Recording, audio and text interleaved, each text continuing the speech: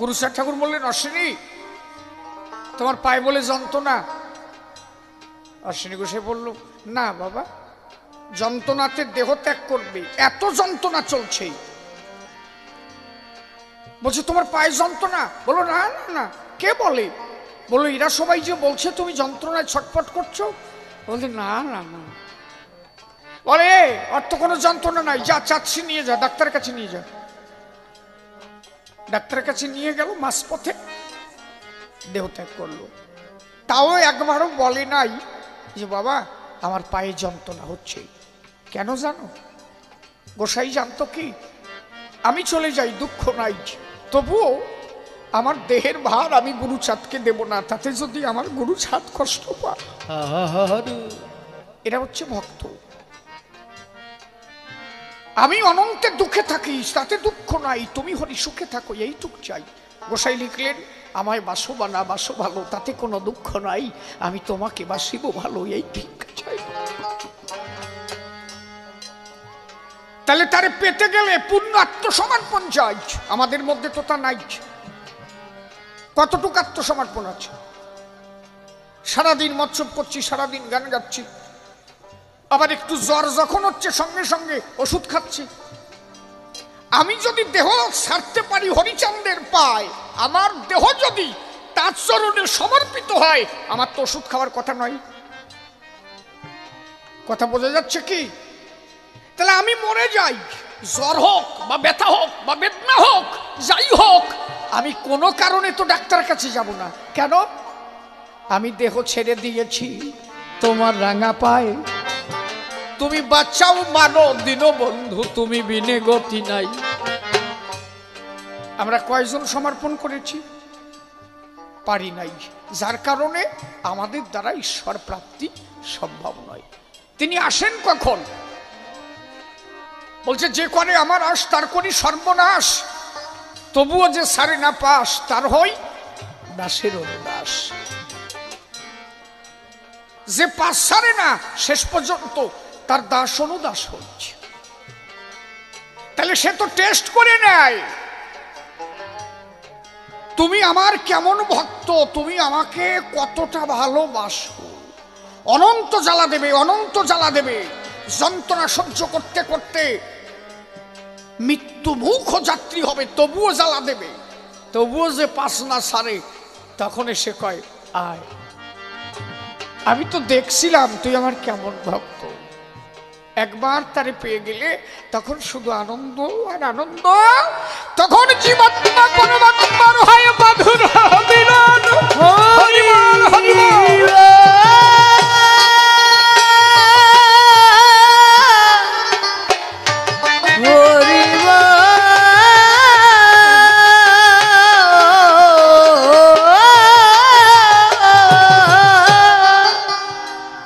তার এই পাওয়া পর্যন্ত বড় কঠিন বিষয়।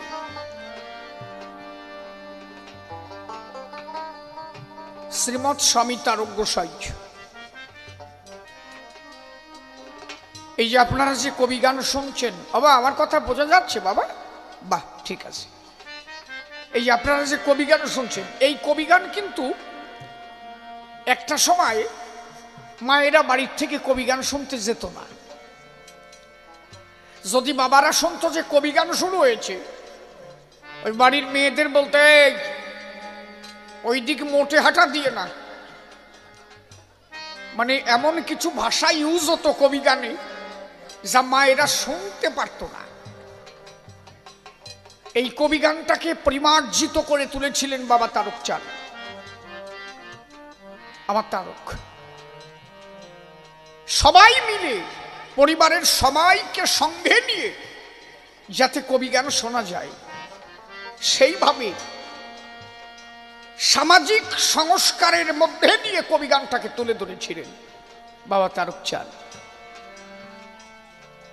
আমার তারক কি সহজলব্ধ জিনিস নাকি? আরে বাবা, এই কথা কও কেন, কথা কও কেন? ওই যে ভক্তকে অসুবিধা হচ্ছে, বোঝো না? এত মানুষ বসে গান শোনে, তোমরা দুইজন না ভাই বেড়াও, ব্যাপারটা কি? শালার গুরুকেরা মানুষ হবে কবে এই ভাবি তো বুঝলাম। দুই সাইডে দামরের দরকার আছে, বুঝলি? হ্যাঁ, না থাকবে আমিও কব না, থাক, বাজে কথা আমার চলে না, বোঝো না। সলমাইয়ের গাদায় এই জায়গা দিয়ে বোঝো না। হ্যাঁ, চুপ কর, খালি বোঝো না। কব না, থাক থাক, না না কও কও না থাক, কও। চুপ কর, সাটা বুঝে না। তোরা যা বলতি আমার না বলায় তো ছাড়বি না রে, থাক। তার গোসাই কবি গানে গেল, গান গাইতে গেল কোথায়? ঢাকায়। মা শান্তি মাতাকে প্রণাম দিল, অমা আমি কবি গানে যাচ্ছি। এই কবি গানটা মতুয়াদের প্রধান জ্ঞান। যিনি শ্রী শ্রী হরিলীলামৃত শ্রী শ্রী হরিলীলামৃত গ্রন্থ বিরচিত করেছেন তিনি হচ্ছেন শ্রীমৎ তার গোসাই। উনি কবি গান গাইতেন। মতুয়াদের যে দুইখানি আকর গ্রন্থ, শ্রী শ্রী হরি সঙ্গীত, শ্রী শ্রী হরিলীলামৃত, শ্রী শ্রী হরি সঙ্গীত এবং তার সঙ্গে শ্রী শ্রী মহাসংকীর্তন, তাই তো? এনরা যে দুইজন, এনরা কবি আলী দুইজন। অশ্বিনী গোসাই কবি গান গেয়েছে, হরিবর সরকার মতুয়া প্রধান কবি গান গেয়েছে, মনোহর সরকার মতুয়া প্রধান কবি গান গেয়েছে, রাজেন্দ্র পাগল কবি গান গাইছে। কবি গানটা হচ্ছে সর্বশ্রেষ্ঠ গান। আমাদের পূর্ববঙ্গীয় মানুষের একটা ঐতিহ্যপূর্ণ গান কবি গান। তখনকার যারা কবি গান গাইতো তারা তো ঐশী শক্তির মালিক ছিল, মুখ দিয়ে যা কত তাই অত। তা ঢাকায় গানে যাচ্ছে, বাবা হরিচাঁদের পায়ে প্রণাম দিছে। বাবা কইছে, অতারক কি ভয় আসছে? বলে, বাবা বিপক্ষের যে কবিয়াল বিদগ্ধ পণ্ডিত, আমি কি পারবানি? বলছে, ভয় নাই, আমি থাকবানি। দেখছো, কয়ে ভয় নাই, আমি তোমার কাছে থাকবানি, তোমার কিসের ভয়? শ্রীহরি যদি কাউরে অভয় দেয় তারা থাকে নাকি কোনো ভয়? তার ওকে এত সহজ, ওরে বাবা বাবা বাবা। এই জন্য আমার অশ্বিনী লেখছে না, যার নাম নিলে হয় সমন দমন, নাম তিতা তারক ব্রহ্ম রসের চূড়া। কোন মানুষ মৃত্যু পথযাত্রী, সেখানে গিয়েও যদি তারকের দোহাই দেয় তার মরণ থেমে যায়। যদি সেমন মানুষ দোহাই দেয়, তবে সবার মুখে তো শোভা পায় না। যে মুখ দিয়ে নামটা উচ্চারণ হবে সেই মুখখানাও তো তেমনও হওয়া যায়। আমি নিজে দেখেছি আমার তারকের মহিমা। বাংলাদেশে তুলসী গোসাই ছিল, তুলসী গোসাই একজন দেহত্যাগ করবে, মানে বৃদ্ধ হয়ে গেছে।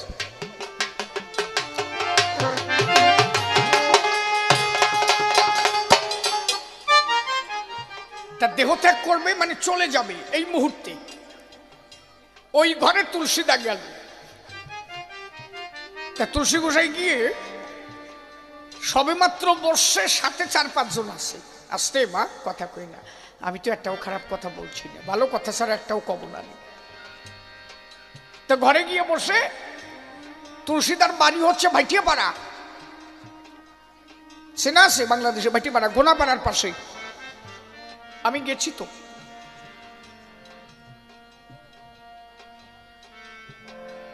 তা উনি গিয়ে ওই বাড়িতে বসছে। এখন ওই ভক্ত যারা তারা করছে কি, অগসাই চলো চলে যাই। বলে কেন? বলে না, এ বাড়ি বেশি সময় থাকা যাবে না। বলে কেন, কি হয়েছে? বলে ওই যে ডাক্তার বাড়িতে চলে গেল, বলে গেছে আর কয় মিনিটের মধ্যে মরবে। তা আমরা এই জায়গা থাকতে যদি একটা মরে, বদনাম হবে না? নি তুলসী গোসাই কয় যে কি হয়েছে?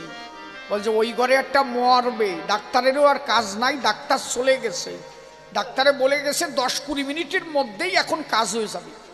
আর আমরা গোসাইরা যদি এনে বসিয়ে ভাত খাই, ওই মরা যদি না থামাতে পারি, কপালে কষ্ট আছে। অতএব তাড়াতাড়ি সরিয়ে পড়ি, ও মরে মরুক, জাফারে করুক। তুলসীদা কয় যে এই শালার পোড়া কপাইলি, এই মরণের ভয় নিয়ে মতুয়ারা যায় নাকি? কেনা মরবে? বলে চল দেখি ওর বিছানায়।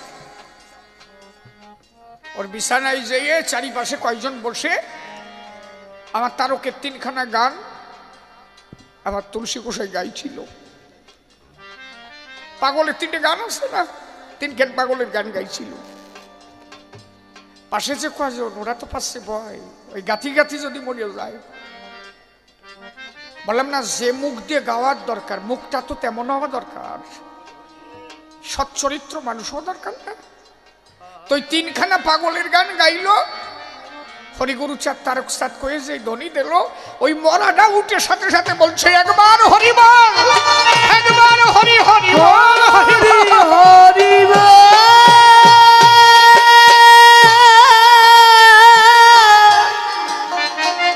হরি বল।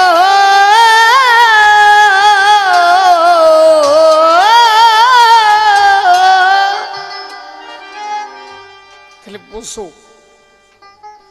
তারকে 3টে গান গেয়ে সেই মরা লাভ দিয়ে ওঠে। তাহলে গানের মধ্যে কত সুপ্রিম পাওয়ার ভরে দেওয়া। গানে গেল, শান্তিমা বলল কি, অতারক বাবা ঢাকায় যাচ্ছ গানে? হ্যালো, হ্যাঁ। বলে ঢাকার শাখা খুব ভালো, আমার জন্য 1 জোড়া শাখা নিয়ে এসো। বলো ঠিক আছে মা, গান গেয়ে আসার সময় তোমার জন্য 1 জোড়া শাখা আমি এনে দেব। মনে তো আছে ভয়, বিপক্ষের কবিয়াল। এদিকে বাবা কইছে তোর ভয় নাই, আমি তো থাকবানি। গান এমন হইছে, সে বিপক্ষের যে কবিয়াল সে তাল গোলায় ফেলাইছে, তারকের সাথে পারিয়ে ওঠে নাই।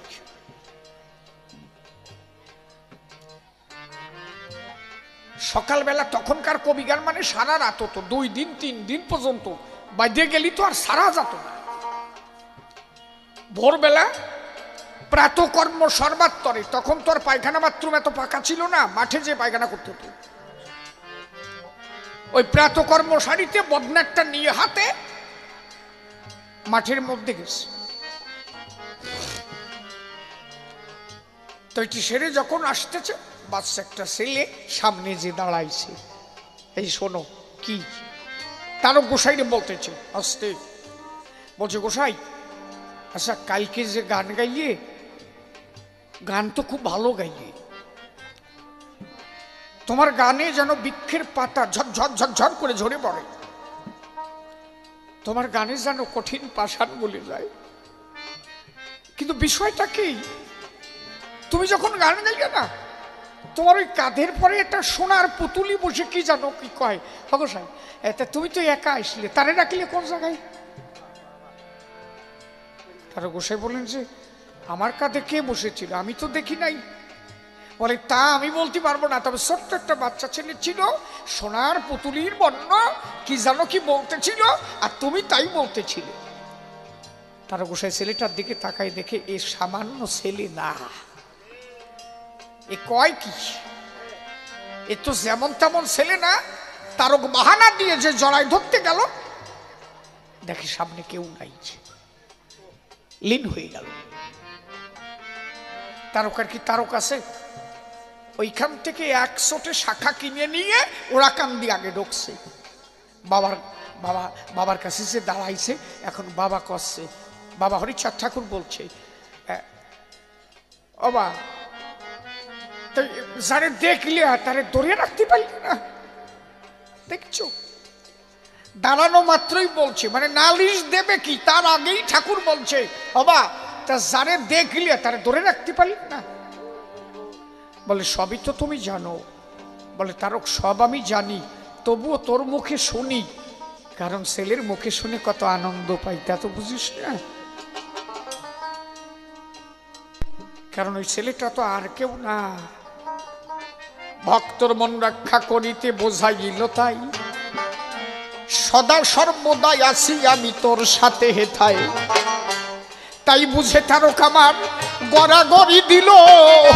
একবার তারক গোসাই প্রেমানন্দে হরি হরি বল, হরি বল, হরি বল, হরি বল, হরি বল, হরি বল, হরি বল, হরি বল, হরি বল।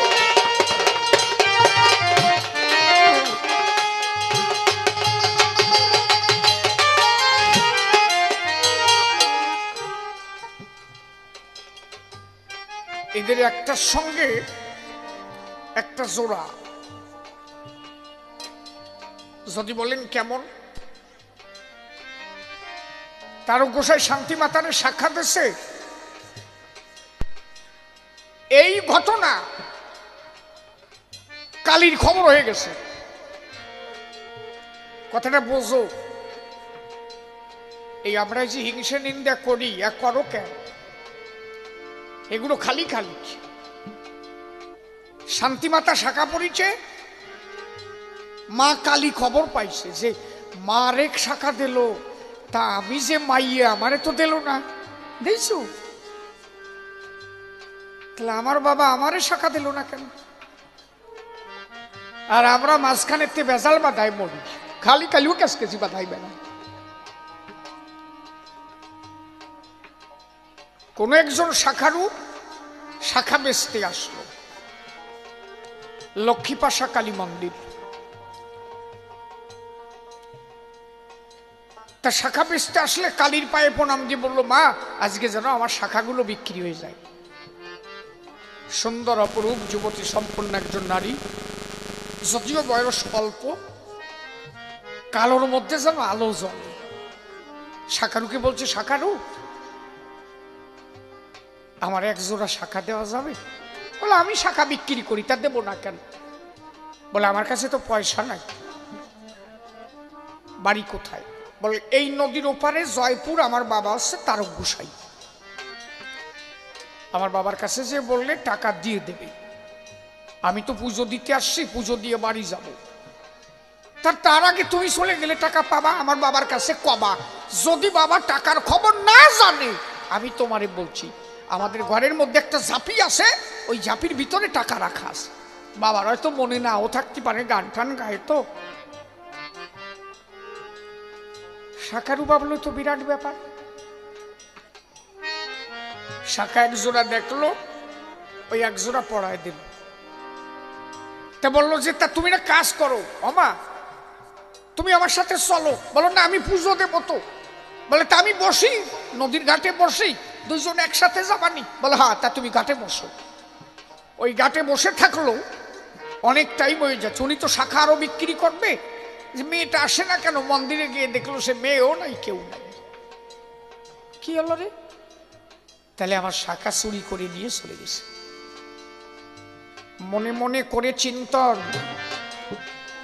ভাবিল তখন, আমি তাড়াতাড়ি যাব তার গৃহেতে এখন আসতে। নৌকা করে ওই শাখারু তাড়াতাড়ি গেল। নদীর ঘাটে গিয়ে যখন নামিয়া দাঁড়ালো, জিজ্ঞাসিল ভক্তের ধারে, আমার কথা লও, এখানে তারক নামে আছে কিনা একটু বলে দাও। লোকজনে তারে দেখে সবাই বলে দেয়, ওই বাড়িটা বাস করে তারক চাঁদ গোসাই। ধীরে ধীরে তারা সবাই ওই শাখারু তাহার বাড়ি গেল। তারক গোসাই কিন্তু দাঁড়াইয়া ছিল। শাখারু গিয়ে বলে, আমার তারকের ওঠাই, শোনো শোনো শোনো তুমি হে তারক গোসাই।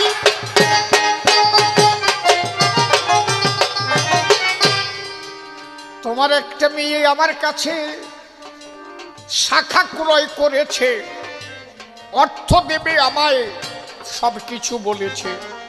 বলেছে আমার কাছে নাই গো টাকা, টাকা আমার বাবার রয়। বাবার নাম তারক গোসাই, ঝাপার মধ্যে রয়। বলে বাবার একটা ঝাঁপি আছে ঘরের মধ্যে, তার মধ্যে টাকা আছে। আপনি যদি তারক গোসাই হন, তা আপনার মেয়ে শাখা নিয়েছে, আমার টাকা কটা দেন। তারক গোসাই বললেন, আমার মেয়ে? বাজে কথা বলা জায়গা পান না নাকি? ব্যবসা করতে করতে এত বড় মিথ্যে? বলে কেন, আপনার মেয়ে নেই? কালো করে চেহারা, ভালো উজ্জ্বল, যদিও বয়স অল্প, সুন্দর দেখায়, কালোর মধ্যেও যেন আলো জ্বলে। তারক গোসাই বলেন, আমি বিয়েই করি নাই, তো মাইয়ে হয় করেন? বলে আপনি বিয়ে করেন নাই? বলে না। তা বললো যে আমার বাবা। তারক গোসাই বললেন, টাকার কথা বলেছে? বলে হ্যাঁ। কোথায়? ঘরের ভিতরে জাপির মধ্যে। বলে আচ্ছা আগে দাঁড়াও, আমি টাকা আছে কিনা দেখে আসি। জাপি খুলে হাত দিল, দেখেছি টাকা। টাকা কটা মিটিয়ে দিল।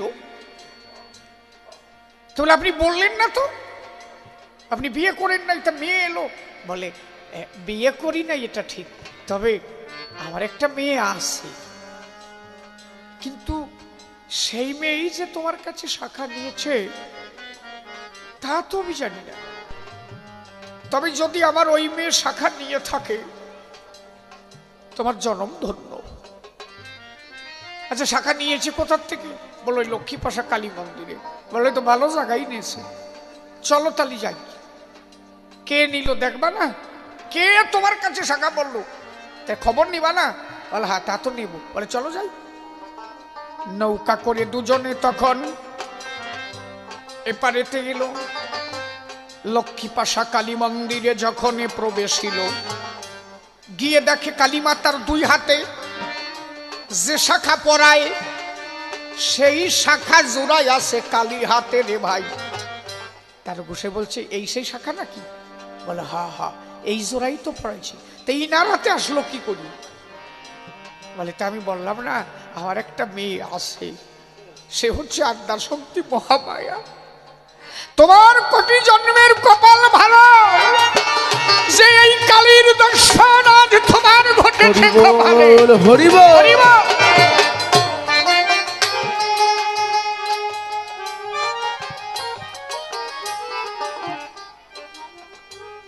শাখার বললেন যে কালী তোমার বাবা বলে ডাকতে পারে, তোমার কৃপা জোরে আজকে কালীর দর্শন পেয়েছি চলাচলে।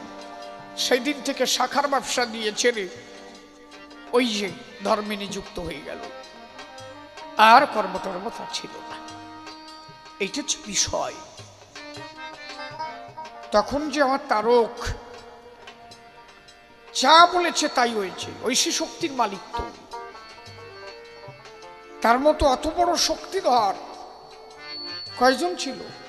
আমার গোলক তারক, মহানন্দ, হীরা, মল্লোচন, বদন, দশরথ, মৃত্যুঞ্জয় আর বাবা, এরা পেয়েছিল তারে, কারণ ভজেছিল নিঃস্বার্থ ভাবে হরিরে। আত্মস্বার্থ কোনো সময় তাদের মধ্যে ছিল না। তাদের একটাই ভাবনা, হরি তুমি ভালো থাকো, আমি আমার ভালো চাই না। তাই অশ্বিনী গোসাই বললেন তারে পেতে গেলে তিনটি ভাব ধর, বোবার মতো হা। বোবা যেমন কথা বলতে পারে না, এত কথা কইস না। অন্ধের মতো স্বভাব ধর, কানাই যেমন চোখে দেখে না, বেশি কিছু দেখতে যাস না। বধির হ, বধির মানে যে কানে শোনে না, বেশি কিছু শুনতে যাস না। এই যে আসরে যারা বসে আছে, সেই মানুষ থাকলে পাশের লোকটা কথা কবে, সে কানেই দেবে না। যা বলিস বল, তাতে আমার কি আসে যায়? কারো কথায় সে কান দেবে না। তার নিরিখ থাকে ঊর্ধ্বমুখী, মন যায় তার ধারে, মন দিয়ে সদা সে হরি চিন্তা করে। এই জন্য আমার অশ্বিনী লিখলেন, ওরে বধির অন্ধ বোবার স্বভাব ধর,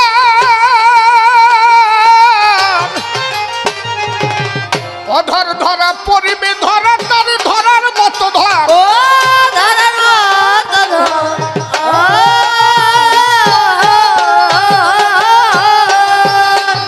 থাকো জুতের ঘরের উপরে হারে, জুতের ঘরের উপরে হারে। কাউকে দেখবা অল্প বয়সে বুড়ো হয়ে যায়, তাই না? আর কেউ দেখবা বয়স হলেও বোঝা যায় না, গুরুগারার মতো ঠেই। দেখ বয়সে প্রবীণ, দেখিতে নবীন, ভব ভয় ভঞ্জনকারী। গান আছে না? জয় জগবন্ধু করুণার সিন্ধু, যশবন্ত নন্দন হরি। কোন কোন ব্যক্তিকে আপনি দেখবেন বয়সে প্রবীণ হয়ে যায়, কিন্তু তার চেহারা দেখলে বোঝা যায় নবীনের মতো। কেন জানো? যা ধরে রাখলে দেহখানা আলোকময় থাকে, যা ধরে রাখলে চেহারা সাপ পড়ে না। তুমি যদি তাই না ধরে রাখো, তাহলে তো তুমি হরিধন পাবা না। তোমার জুত ধরে রাখতে হবে তো। এই জুতের ঘরই হচ্ছে পিতৃসত্তা।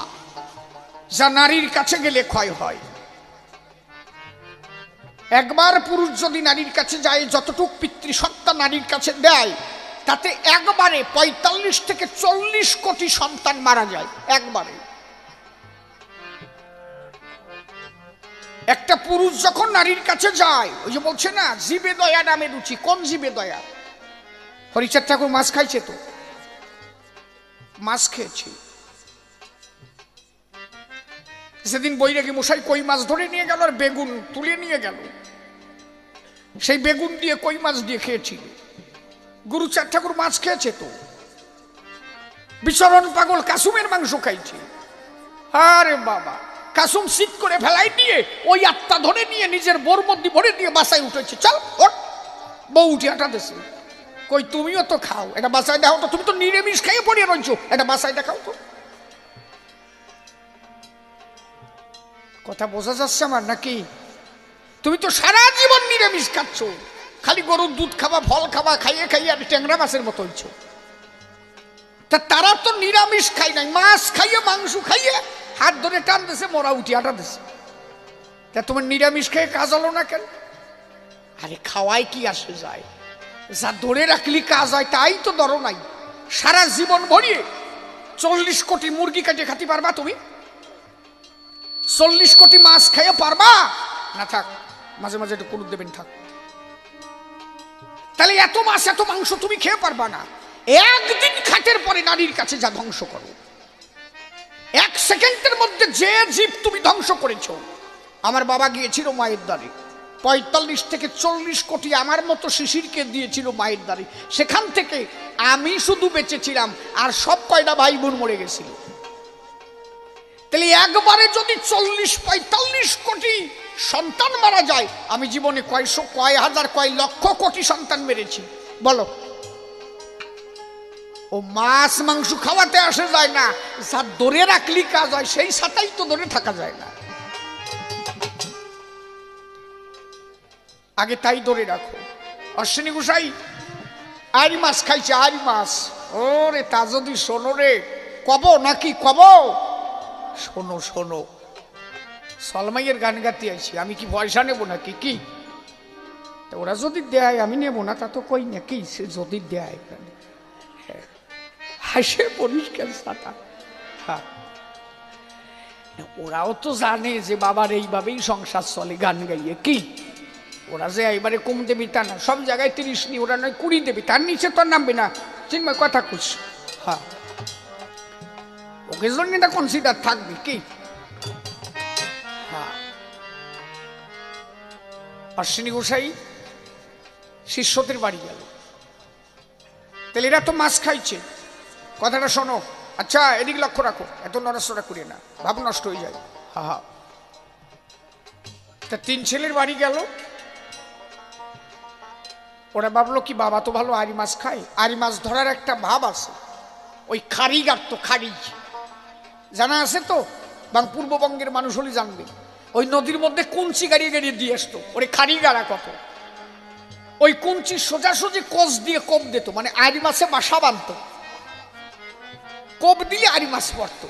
তা ২১ খানা খাড়ি দিয়েছে, ২০ খানা খাড়ি কোপ হয়ে গেছে, একটা খাড়ি বাকি আছে। ওরা মাছ ধরতে গেছে, বাবারে আরি মাছ খাওয়াবে। তা ৩ জনের নৌকায় আছে তো। নীলরতন বলছে যে শোনো, গুরু সেবা দেব, ২১ খানা খাড়ি দিয়েছি, ২০ খানা কোপ হয়ে গেছে, একটা মাছ পালাম না। এইরকম কোনোদিন হয় না। আর গুরু সেবা দেব বলে আইছি, মাছ পাবো না।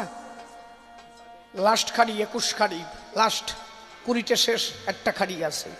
এই খাড়িতে যদি মাছ কোপ না পড়ে, এই দরিয়ান মাজায় বান, পায়ে বান, গলায় বান, খাড়ি শেষ, এই যে ডুব দেব, আর বাঁচবো না। গুরু সেবাই যদি না হয়, এ জীবন আর রাখবো না। চোখের জলে বেশে বেশে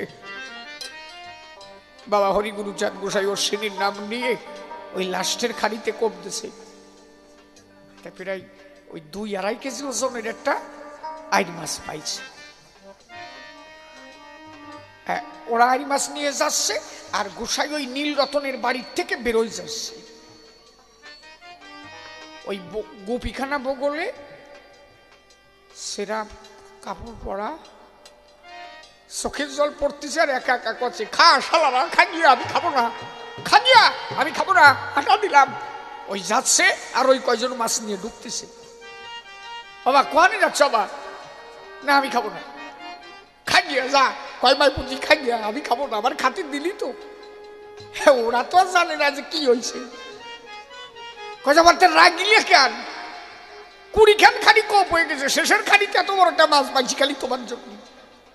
বলে এই সামান্য একটা আর মাছ ধরতে যে আমার গুরু চাঁদে খাটালি কেন? আমার হরিগুরু চাঁদে তোরা খাটালি কেন? আমি মাছ খাবো তাই আমার জন্য আমার গুরু চাঁদে তোরা খাটালি সামান্য একটা আর মাছের জন্য? এই আর মাছ যদি না পড়তো তোরা 3 জন মরিয়া যাতি। একজন গলায় দড়ি নিছিস, একজন মাজায় নিছিস, একজন পায়ে নিছিস। দেখতো আমার গলার দিকে তাকাইয়ে দেখে যে গোসার গলা ফুলে উঠেছে, পা ফুলে গেছে, মাজা ফুলে গেছে। নীলরতন বুঝতে পারছে, বলছে কত কষ্ট দিলি আমারে বুঝিস? সামান্য একটু মাছ ধরার জন্য মরিয়ে যাবি? হ্যাঁ এইটুক ভালোবাসিস আমারে? আজকে তোদের যদি কিছু হয়ে যেত আমার ঠাকুরের কত বদনাম হতো। সেই দেখ গলাটা কি করেছিস তোরা। ওই যে 3 জন গলায় দড়ি নিয়েছে না, সেই ফোলা নিজে বহন করেছে। তেলেরা যদিও মাছ খায়, এদের মন ছিল সেই জায়গায়। এক বিন্দু পিতৃসত্তা, একদিন মাত্র নারীর কাছে গমন করেছে, তাইতে মরবে বলে জাবদেশের নদীতে, যা এ দেহ আর রাখবো না। কেন? ওনার স্ত্রী বলেছিল সন্তান চাও, আমারটা সন্তান দাও, আমি একটা পুত্র সন্তান চাই। গোসাই বলেছিল সমর্পিত দেহ মম আমিত্ব কিয়া, আমিত্ব স্বামিত্ব তুমি সর্বাবলাধার, আমার দেহ সমর্পণ করেছি, এর থেকে এক বিন্দু সত্য আমি আর খরচ করতে পারবো না। বললেন আমাকে পুত্র দিতে হবে। অশ্বিনী গোসাই বললেন তুই ছেলে চাস না আমারে চাস? বললাম আমি তোমারে চাই না, সন্তান চাই। ওই সময় গান লিখেছিল, ওই গানটা আপন বলিতে আমার কেউ হলো না ভবে, আমি জানে এত ভালোবাসি সেও ডুবাই রৌরবে, আপন বলিতে আমার কেউ হলো না ভবে। যাহার জন্যেতে খোদা তৃষ্ণা শীতে অর্থ সঞ্চয় করি, সে দুঃখ না শীতে সেও করিয়া ছল, দিল মোরে রসাতল, আমার পরিণামে কি হবে? আপন বলিতে আমার কেউ হলো না ভবে, হরি বল হরি বল।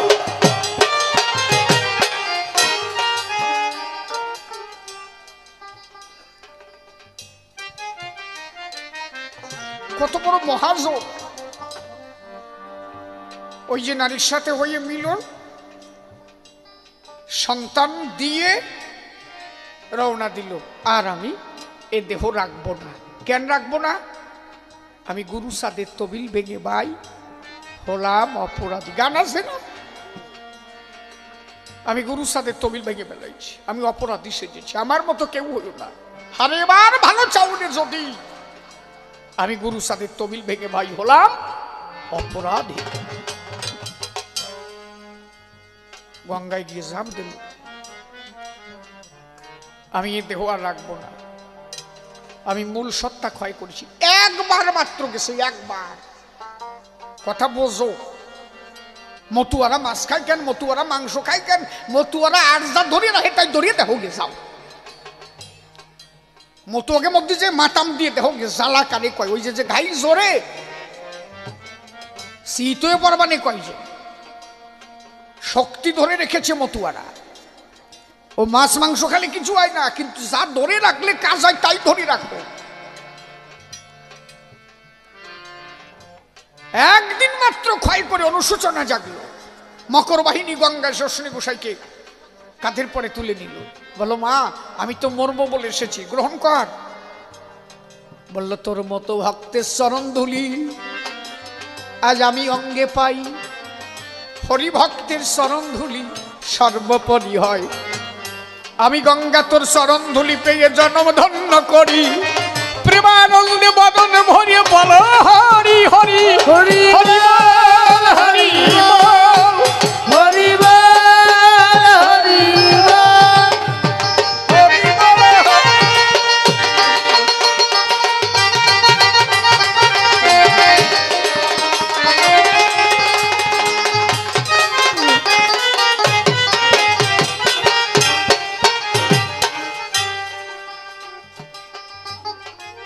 এই জন্য আগে ভাব বসো,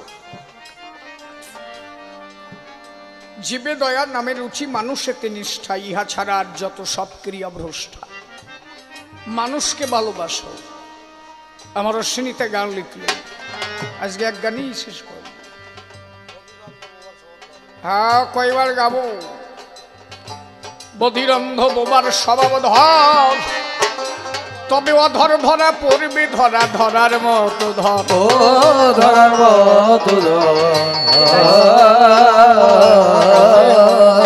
থাকো জুতের ঘরের উপরে হারে, জুতের ঘরের উপরি হারে থাকো জুতে,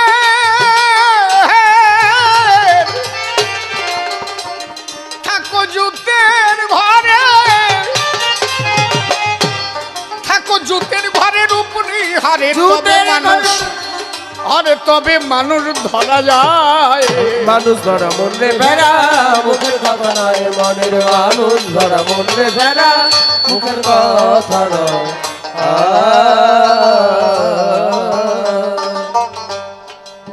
তোমার আমিত্ব দূর, আমিত্ব দূর যখনই হবে, তবে হবে সে ভাব বাহ্য স্বভাব, কিছু না রবে। ও কিছু না রবে এক গান শুনছি।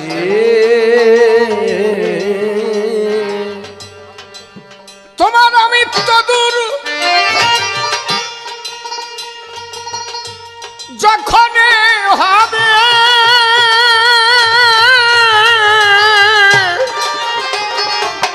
হবে সে ভাবাজ্য স্বভাব, কিছু না রবে। ও কিছু না রবে